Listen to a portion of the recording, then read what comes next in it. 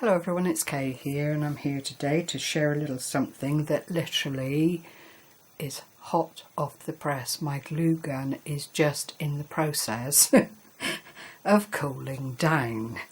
That said, today I watched a tutorial by Mixed Up Crafts, who is Sam here on YouTube, and she made something that she called the summer satchel bag, and I've long enjoyed making and constructing, as you know, and Sam's particular tutorial was a breeze to watch, follow and understand, so I thought it's no good, I'm just going to have to go and make this, and this is part of what I've done.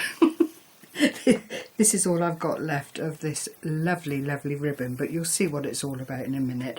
I'm sure with Sam being as popular as she is that you've already seen her video, and the bag she made was very pretty, very bright and summery, and I'm afraid I have not done bright and summery, but I'm hoping you appreciate the change in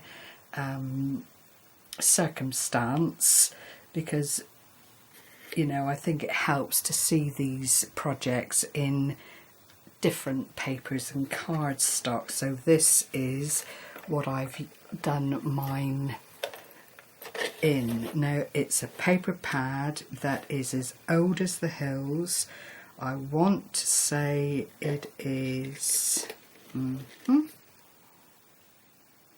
I can't remember the name of it. I will leave a link under the channel, under the video. I actually bought it in TK Maxx when TK Maxx was the place to go to get paper pads very reasonably.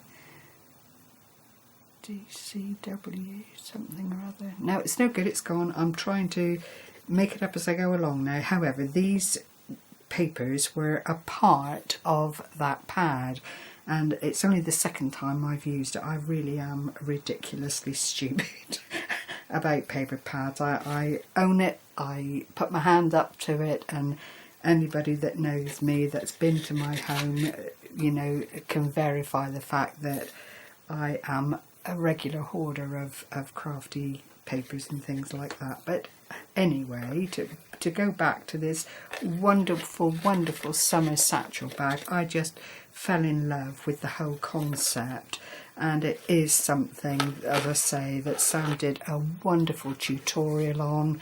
This is the side. Sam actually uses D-rings on the side of her bag for clasps and things.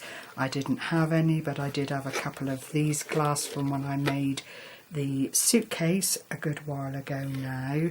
So I put those on the side to thread the ribbon handle through, and it is a double ribbon, as you can see, and this was just such a nice width. I did have to chew it up a little bit to go through the lip of the little side bit here, the little buckle and lip bit, but it's still got the fullness in the handle bit, and then you have the ribbon on the side tied into a bow, which is truly effective.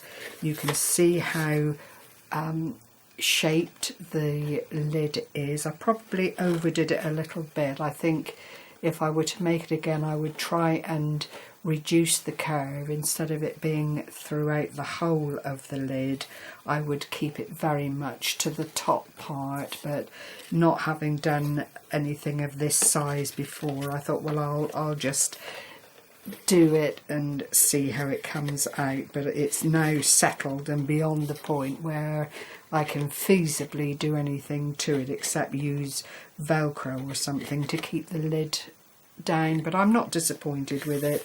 It's come out really well. Sam used ovals and an oval die cut for the lip of her satchel bag. I didn't have either, so I've improvised, used this shaped die here for the closure, which is magnetic. Don't you just let that sound? And then used a cog, a bronze coloured cog, and this button that I stripped down from a bracelet a long time ago. Purchased in Poundland when the bracelets were all the rage, and they just break down so nicely. The back side of the little flap here is plain. There's no need to do anything else with it really, because it does nestle up against the body of the box bag. And then you open up this top, and again I fluffed the totally fluffed what Sam explained so beautifully, but thought not to be deterred, and I came up with my own little closure event like this, which does, I'm delighted to say, exactly the same thing. And with a little bit of chewing around with my scissors, I made it to do what I wanted it to do basically. But then inside you have all this space. You can't really see because it's dark inside, but it is a sizable space to put a lovely gift in. If I give you measurements, it is 6 inches by 6 inches. The sides are 3 1/8, roughly speaking, and that squared off really does make a sizable box that you can put wonderful gifts in to send off. The little metallic bits on the side are held in with brads, so I've actually just covered that to save there being any incident of, you know, catching your finger on sharp bits or anything of that nature. But that sits there really quite nicely, and I've never actually seen a closure like that utilised in a tutorial before. I know I've seen them in real life in boxes, but you know, it is a nice little number to... I'm just wondering if that would... No, it's got to be that way. It is a nice little closure for a box, and it isn't difficult to open up the box then and get to what's inside. So I was really very pleased with how it came out. So thank you very much, Sam. I'm in awe of you. You always come up with these fabulous